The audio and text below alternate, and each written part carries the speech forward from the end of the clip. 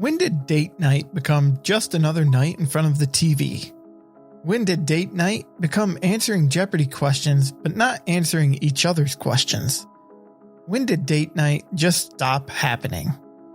Whether you've been married for 60 years or have just started your relationship, connecting can be difficult. But don't worry, you are not alone in this, even if people may not talk about it openly.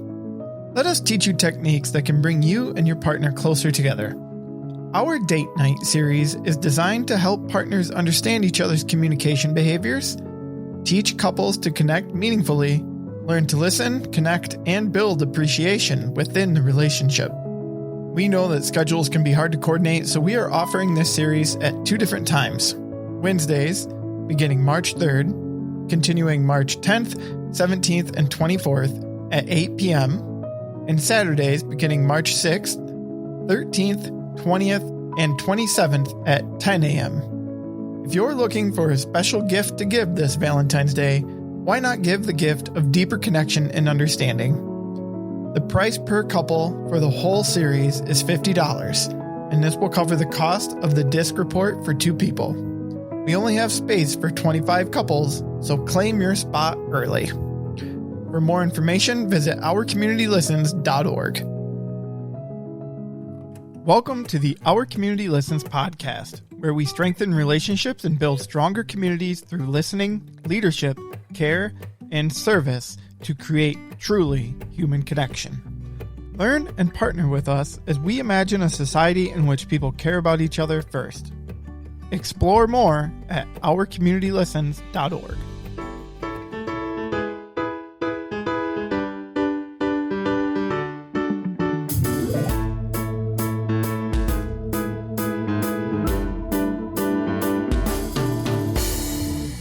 Hello and welcome to the Our Community Listens podcast.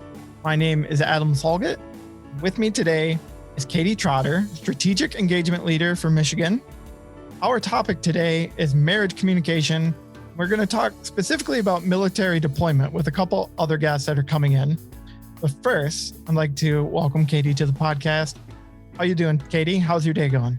Going great, Adam. Thanks for having me today. I'm looking forward to this opportunity to get to know our following guests here, Jen Rudolph and Jose Tovar. Both of them have previously served active duty for our military. Jen Rudolph is currently serving in Michigan's Air National Guard. Jose Tovar is a former Air Force veteran and currently working in real estate. Jen and Jose, thank you so much for deciding to join our podcast and tell us a little bit about your experience with military deployment and marriage communication. Hi, yeah. Thanks for having us. Happy to be here. We're very excited. Awesome. So Katie, I know these two have been through a couple different courses that's helped them specifically learn about the way to communicate as a married couple. Tell me what those were. Tell me what those classes were, what those programs were all about. So that way we can kind of set our listeners up and put them on the same page. Yeah, absolutely. So I will say for those listeners who may not be quite as familiar with our format, we do typically offer the 3-day community class, which Jen had an opportunity to participate in with her work. But on top of that, we did offer that class in a couples format. So anyone who was in a committed relationship could choose to participate over a weekend, the same format of the 3-day class, but each person would be in a separate classroom, coming together at lunchtime and then in the evenings to practice some of those skills specific to the course. On top of having gone through that experience, Jen and Jose, during their deployment, had an opportunity to participate in a deployment program that we offered, which essentially equipped them with skills each month that they could have an opportunity to continue practicing even though they were experiencing that distance. Katie, I'm going to put you on the spot a little bit here. Tell me, and we're going to hear directly from Jose and Jen and their experience, but those who have been through that marriage class, what were some of the comments that people made and why it made a difference to them? I would say one of the comments that continues to stick out in my mind is there was a couple who'd been married for over 30 years. And after going through the reflective listening portion and doing that homework assignment, they came back in and the wife said, I learned more about my husband in one evening that I had learned about him in our entire time of knowing each other. And I've realized I've never really listened to him before. And that was just a huge moment for me to realize how long we can know a person, but at a much less deep level, I guess, than what we could if we were practicing the skills. It is pretty impactful, and I can understand how that totally stands out. Now, Jen and Jose, judging just from your age, I'm guessing you don't have that 30 years yet. No, not yet. Not yet. No. Okay. Well, one of our first questions, Katie and I were talking before the podcast here, was having you guys touch a little bit on what your communication was like prior to going through any communication or any Our Community Listen skills training. Sounds like, Jen, you did yours individually first, but if one of the two of you want to take the lead on what your communication styles was like for the two of you before going through any type of communication skills training. I'll, I guess, kind of provide the listeners a little bit of overview on how we met and how that evolved into the communication styles we have today. So as you mentioned, Jen and I were active duty service members for about 8 years prior to relocating up here to Michigan. And during that time, when we got married, we were actually stationed at 2 different bases, and one being Oklahoma, one being in Georgia. And so that kind of created a unique challenge in the beginning of how do we communicate, essentially having a long distance marriage for about 4 years before we could relocate together.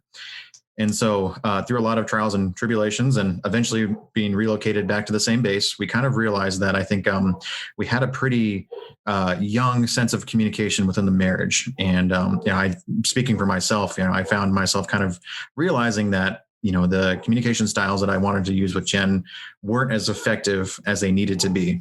We were, I think, looking for the right terminology, and I'm sure we'll get into this in the podcast, but that common vernacular to really help us solve problems and move forward. And so, that's what, as we moved back to Michigan, I think that's kind of set ourselves up for the next part, which is the OCL and how that came into our lives.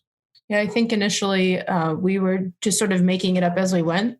I had never really had any formal communication, certainly not in any kind of relationship sense. And for us to kind of crash into each other a couple of times, it meant that, every time we got together on a weekend, we had very little time. And that meant that sometimes we had kind of arguments or disagreements. Sometimes it happened at 10 o'clock at night. We call that the Jen and Jose special.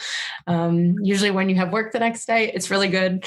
But I think that it was very rudimentary and it didn't have any structure. It didn't have any method to it. We learned a lot along the way, but it was definitely by trial and error. And we still, even after we had gotten some processes sort of figured out, we still didn't have any way to talk about it or quantify or characterize the things we were saying. We just were kind of intuiting a lot of our decisions and the way we spoke. It wasn't as intentional as I think it's become now.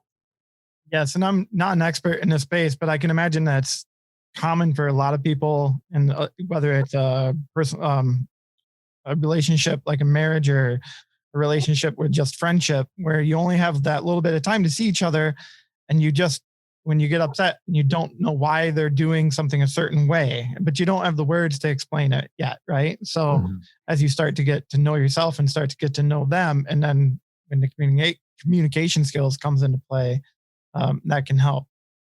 Katie, in your experience, have you noticed or heard people tell the same kind of story where they know they love the person, but they just can't connect with what it is that they're struggling with at that time? Yeah, absolutely. And I would love to kick it back over to Jen and Jose just to hear a little bit about their disc tendencies and how they saw that play out. Because what we often were hearing in the class was, hey, I'm trying to connect with my partner because I really want to work on this project together. And someone else would be saying, I really was trying to connect with my partner by getting them to sit and drink coffee and talk for a while. And so I know that that's a common thing, right? We're trying to connect. It's the person that we pick to spend our life with, but we don't always do it in the same common language. So Jose and Jen, if you don't mind talking a little bit about just kind of what you learned through the course related to your different tendencies. I'm a ISD tendency, and I think that is a really, just how do you spend a Saturday was a really good exercise, because I think that when you only have a short amount of time, and we probably saw each other for a weekend or long weekend every 6 weeks when we were living in different states, when you have that long weekend, you kind of tend to do a lot of stuff, and it's not necessarily very relaxing. And we were always taking leave on the weekends, time off on the weekends instead of taking it during the week. So we would work a week, we would spend a weekend traveling to one location or the other, do things, especially if we were going to a new place, a new city that we hadn't visited, or if we were going to each other's house, we were visiting friends and catching up, which didn't leave a whole lot of time or space to do what Jose likes to call the recharge. And I think that we didn't even know that we were not even considering the what each person needs in those weekend moments where we could have been probably more effective with our time. Mm-hmm. And I guess for the audience, I'm a S and a C. And so how that kind of played into the communication structure pretty early was that I was always fixated on finding that harmonious balance. And initially when you're 20, for me, that balance lied between work and home life, right? Well, Jen was a couple states away from me. So I was trying to balance the professional life with seeing Jen when I could. And so, I thought I could have it all. And realistically, I think that was setting me up and setting us up for challenges down the road by, not planning communication or using better communication when we were together. Absolutely. I can imagine you almost felt like you were on all the time, meaning you knew you wanted to spend time with this person, but you also knew you wanted to sleep in till 10 a.m. or something. You know what I mean? Yeah. And it's funny you say that because we felt like we had finally gotten smart when we realized we could both drive 8 hours to the same place and not take time off.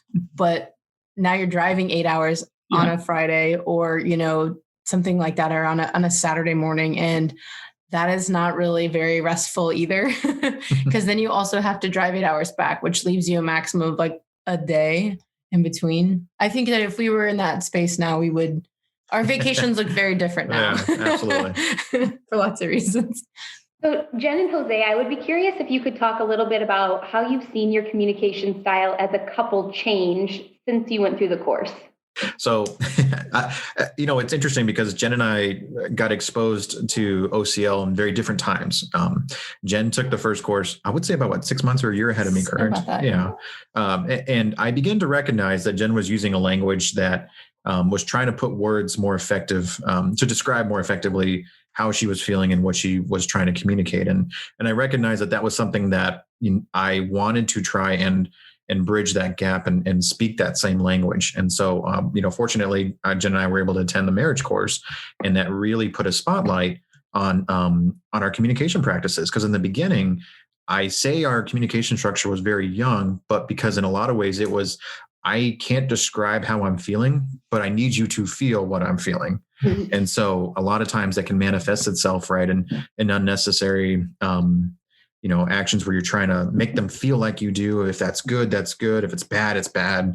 It was pretty young and simple in structure. And then as we went through the OCL course, we found the opportunities in the language to then describe more accurately how we're feeling. And now, instead of going to that emotional place first, we try to go to the language first. And I think that's made all the difference in the world.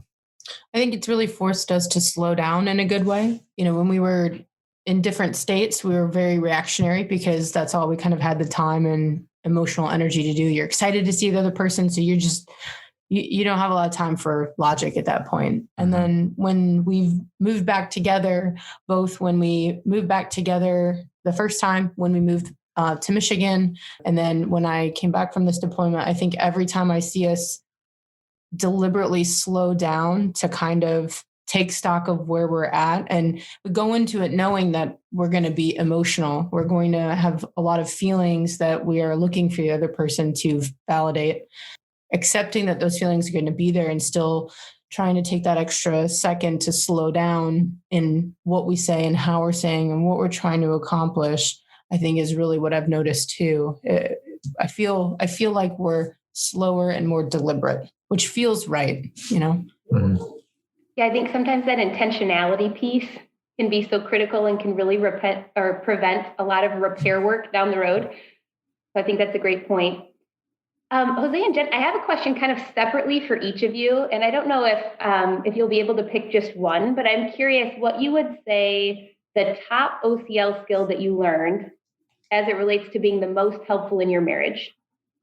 I know what mine is. Go ahead. Okay, so I know what mine is. Mine is definitely the reflective listening. And this was the part I really struggled with when I took the regular format of the OCL course, and in particular, the reflective responses, because I felt like I only had 4 or so to pick from, and I just kept saying the same ones over again. And I never felt like it didn't feel genuine, because I felt like it was this code that someone who knew what I was doing would be able to tell, which is good, because then the person I'm talking to, Jose, once he went through the course, absolutely knew what I was trying to do. And the great thing is that I wanted him to know, and he wanted to be able to identify when I was deliberately trying to listen to him. So I think at first it was the hardest skill, and the active listening in general has become the most important one, because it has allowed me to reframe how I connect with people instead of kind of swinging and missing. I think for me, the most important OCL skill that I've picked up is for me crafting the confrontation message. And I think that has really made a difference in how we, resolve conflict in our marriage. As I kind of alluded to earlier, when we were younger, I definitely used that emotion aspect to help convey my feeling or my perception of the situation. So if I was feeling bad, I needed Jen to feel bad with me to understand the gravity of the moment, but it wasn't effective. We weren't getting anywhere. But when we've learned to create confrontation messages, it disarmed all of that. Now it was, here's how I feel. And it immediately brought it back to me. It wasn't an attack on her. It wasn't meant to be an attack on her. It was just meant to open the conversation to say, I am feeling this way. Here's what I think the specific behavior is that's causing it, or could be a root cause. And then, it could lead to further discussion. So again, for me, the confrontation message, because it really changed how we approached conflict. From the sound of it, you guys have definitely spent time apart early on in your relationship. You shared about traveling to see each other on the weekends and living in different states. You came together. You've lived together for how long have you kind of been living together in the same state now? Or living together in general, I should say. I would say 8 years altogether, with a small 6-month break when we got out of active duty and moved to Michigan. But 8 years, right? Mm-hmm. Yeah. And 4 years apart before that. So yeah, 4 years apart before that. So, but then recently, Jen, you did go on a 6-month plus deployment. So what I'm interested to hear about, and just kind of open-ended, how did your marriage change when you went on deployment? How did the communication skills come into play? So deployments are disruptive in a normal time. And then obviously, given what we've encountered the past year, right, there's a lot of external pressures that were in addition to the normal struggles and kind of tribulations of a deployment. But what we found is that prior to the deployment, we had made some intentional decisions to work and prepare for the deployment by working on our marriage and communication. So we had begun to socialize a lot of the topics of, here's things that we're probably going to encounter. Here's some sources of friction that could be on the horizon. And here's kind of how we're going to hopefully tackle them whenever we get into the deployment. Now, when Jen left, just speaking from the, spouse that was back home, for me, it became survival in a lot of ways. It was taking care of the house, taking care of in this case, we have a, wonderful 10-year-old basset hound. And so keeping Myrtle alive and well, and, making sure that life goes on back here. So that way, when Jen comes home, things are familiar and she can kind of get back into the rhythm. So for me, survival meant there was an added emphasis on making sure that our communication was solid over the course of the deployment. And so just to reference a few of the skills that, OCL in particular, I found really helpful, right, was reflective listening.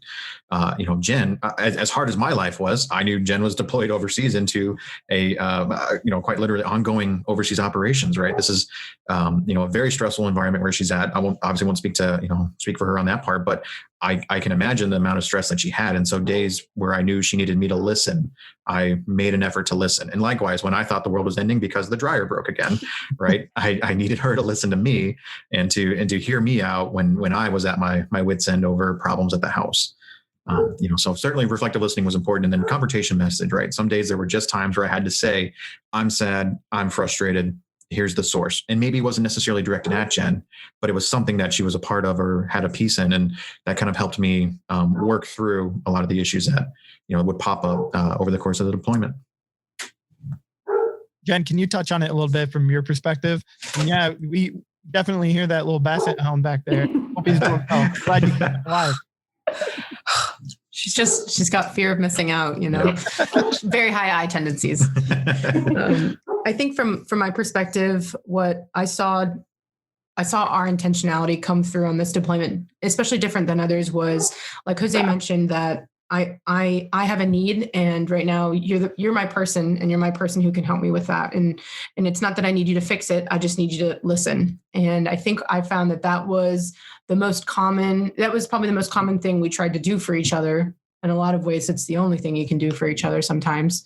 And I found that flexing towards what Jose needed when the dryer broke, and to not get judgy on how he was going about fixing it, or when he would suggest that maybe it's time to get a new one, and to not try to manage the household while I'm thousands of miles away, and trust him to do those things at home with the tools that he has. I think that flexing to listen to the other person, I think we did that more in this deployment than we've done in previous ones. And with kind of the understanding that was going to be something that we were just going to have to give to each other. And even on the worst days, if my day was bad, but Jose was going through a tough day, then it meant we were going to talk on the phone until he felt like he had kind of come to terms with what had happened or what was going on or what the attempted fix was, and vice versa. That, when I would send him a stream of text messages that everything sucked and no, I don't want to talk on the phone, but I will, but not right now, but just listen to all my text message and respond with lots of hearts. That we were doing that flex a little bit more graciously, I think, than we'd maybe done in the past.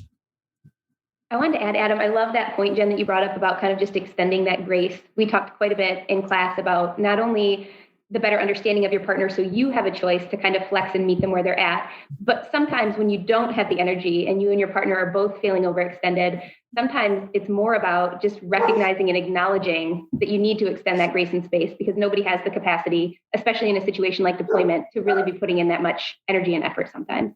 I think we saw that in the months leading up to the deployment. We started to notice how everybody in our span of care, from family to friends to even our closest circle of friends and our coworkers, that we were starting to see like the amount of capacity that everyone had to flex or to give others grace and space was shrinking and shrinking and shrinking. And I think something that helped us was being able to see that sort of happen in our network and realize that like this doesn't leave us out. It means that our ability to care for others and ourselves is also shrinking too. And I think it kind of gave us a heads up that was probably something we were just going to expect more of as the deployment started and continued and went on. I think another point that we consider too, right, is that deployment, like a lot of things, is a temporary challenge. We knew that it had a start point. We knew that it was going to end, and we knew that there were going to be days, right, where we were going to be stretched with what we were willing or could do. And so, again, knowing that we needed to give grace and space made that a little bit easier to handle those hard moments. And you mentioned in our pre-conversation a little bit about there were certain things, and this comes to mind because you just mentioned that you knew that it had an end. And there were certain things that you knew we're just going to have to wait for in person. So even though all the preparation that you might have done and going into it and all the flexing that you could do while on deployment, there were certain things from the sound of it that you made mention to that just needed to wait until she came home, right? Yeah, absolutely. And the key wasn't to ignore those necessarily, but recognize them, recognize that those parts, were certainly there and had to be dealt with eventually, and communicate the frustrations in the moments maybe associated by those events, but don't let that dominate the other conversation or the other items that you had to. When we encountered topics that we knew either weren't going to get resolved until we got home, or challenges, then we recognized them. We briefly kind of worked through anything that we needed to address in the moment, but we moved on and we tried not to let it impact us, day in and day out, if you will. I think that's really great advice, and whether or not it has to do with deployment or just like you're in moments with your significant other, and it might be with kids around or other hectic things happening in that moment, and knowing that I'm not ignoring what you might need or what needs to be talked about here, but right now in this moment, we can't fix it, and there isn't anything that we can do to really talk about it. So we have to. Some people call it, we need to table it and just table that for now, and we'll set it aside. And we know between the two of us that we will come back when we have the energy, time, and space to work through it. For you guys, that might have meant till she comes home. For other people, it might have meant just until that evening or even the weekend. My wife and I put things off sometimes with 3 kids right now. Like we put things off until the weekend and like it might be Tuesday and we're both just like, oh, we know that we're not going to worry about that right now. You can't. Yeah, Adam, sorry, I don't mean to jump in there, but I think you raised a good point of like how DISC personality types kind of play into that too. From my S personality perspective, there were topics or issues that come up that I wanted to address, but I needed time to develop the position for. And so I would tell her that, yes, I know this is something I want to talk about. I need time to formulate the opinion better. And Jen, don't mean to speak for you, right? But certainly there were issues as an I, right, that were probably really intense for me to bring up or talk about that maybe you had to build energy for, right? Yeah. And I usually can figure out how I feel pretty fast. So I like to talk about it and like get moving on the topic. So I have recognized how important that time to process is for Jose. Mm-hmm. And so sometimes I find myself when we had finally got the chance to talk about some of those things that had to wait until I got back from the deployment, sometimes it was just good for us to recognize that we can kind of summarize where we're at and set, hey, let's talk about this later tonight. So we got back to that point where we could bring those topics up again, kind of figure out where we're currently at and still take that pause to the evening or to the weekend that would be more normal for us. I think that it's good because those big discussions, they're hard to do when you're stressed out, and in a deployment, both parties are always stressed out, right? And so there's never a time where you're unstressed. So it's really hard to get yourself out of the box at any point to talk logically and rationally. But the more we have acknowledged that this is where we're at, that we need to table it, whether it's for 3 more months or until we get home or the weekend, I think it's done a lot to help us make those decisions better. Adam, as you are probably picking up on listening to Jen and Jose, as we were working with the deployed group, there were a lot of different topics that I think in general were helpful sounding, right? So it's great to know about how to reflective listen. It's great to know how to empathize, even when you don't agree with your partner's perspective. But when you are operating in that space of overextension, one of the pieces that I thought was especially helpful was that we actually had one recording done on how to be an awesome partner, even when you screw up. And it was done with this idea of, we want to show up well for the people that we care about most. But I would venture a guess that all of us in the group at some point or another didn't live up to our own expectations or our own hopes for what that would look like. And so we did spend some time also talking about, in those moments, how do you repair in a way that's going to build trust and connection? Because we know that those moments are going to happen.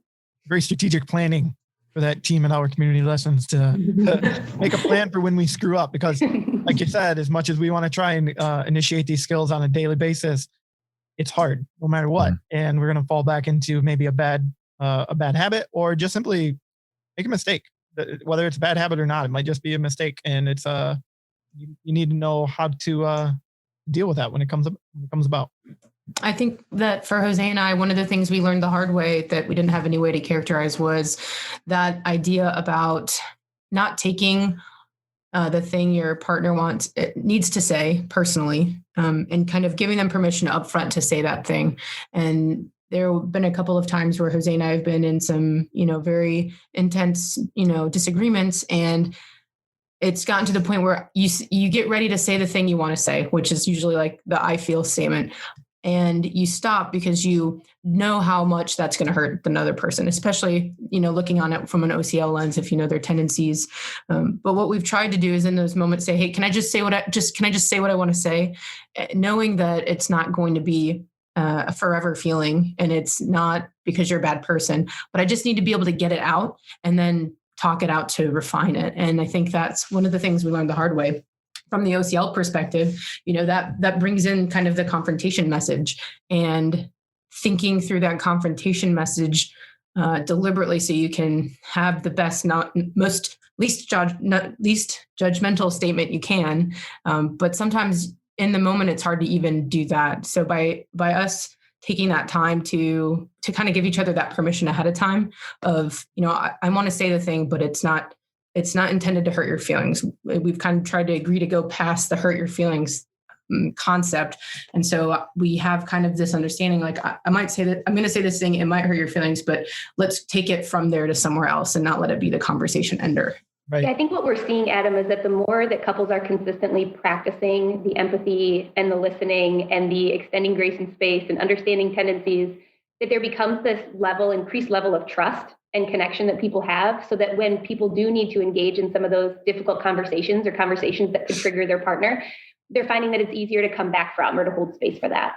It makes a lot of sense, because once you have built some of that relationship, trust, and you know the other person is not looking to say something with spite in their tongue, but they're just saying it because they maybe don't have the exact words in the moment, you know that it's not coming at you from with villainy. That's just, they don't know exactly how to express it. So like you just said, Jen, the ability to, I'm going to say it, let's take it somewhere else, because I know what I'm saying isn't necessarily exactly the right way to say it, but let's work on it together and build to the right thing that I'm actually trying to get to.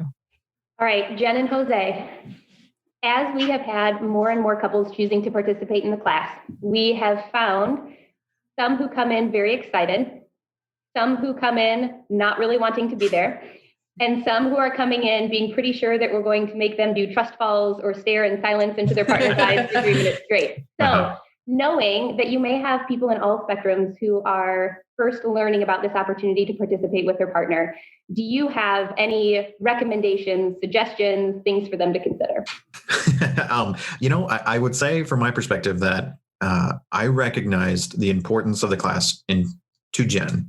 I knew that this was something that she really wanted us to understand, and that set the importance level for me. And so that definitely helped, was knowing the importance that it was going to hold in our relationship, and certainly for Jen. And so that made me much more attentive, open-minded when I went into the course. And to be honest, when I first enrolled in or first signed up for it, I didn't know what to expect either. I certainly thought, we probably would have done a trust fall at some point. We did not, but we were certainly, it did force me to think a lot about how much and why I was communicating what I was willing to in the class. And, before you know it, I found the classes as a great environment opportunity to begin to share stuff and to think about the way I communicate in the relationship with Jen. I think one of the exercises in the course that I love the most is the concerns and fears, the exercise at the very beginning where everyone in their small group stands up and writes down what their concerns are about the class and what their fears are from the class. And everyone goes around the room, shares. A lot of times those things are very similar. There are sometimes very unique things, which are really interesting for people to get a chance to talk about. Yeah. But the important part for me is at the very end of the 3-day course is taking all of those fears and concerns and reevaluating. Did the class answer any of the concerns that people wanted to get out of it? And does anyone still have any of those fears of what the class may or may not fulfill? So I think the recommendation I have is, if you don't think it's going to work, take the class. If you think you're going to enjoy it, take the class, because either way, you'll get at least a chance to express what you think it can or can't do, and then get a chance to see either through your experience or through your interaction with others in the class if it can fulfill those needs. And there's really no better training, because it doesn't just apply to committed relationships. It doesn't just apply to your work relationships. It's a foundational experience for every single connection you make with another person. Jose and Jen, in our pre-conversation, you mentioned you've listened to the podcast, so you probably shouldn't be super surprised that I'm going to ask you to give me a couple key takeaways right here at the end. So I know, Jose, you had something in mind, so why don't you jump in and go ahead?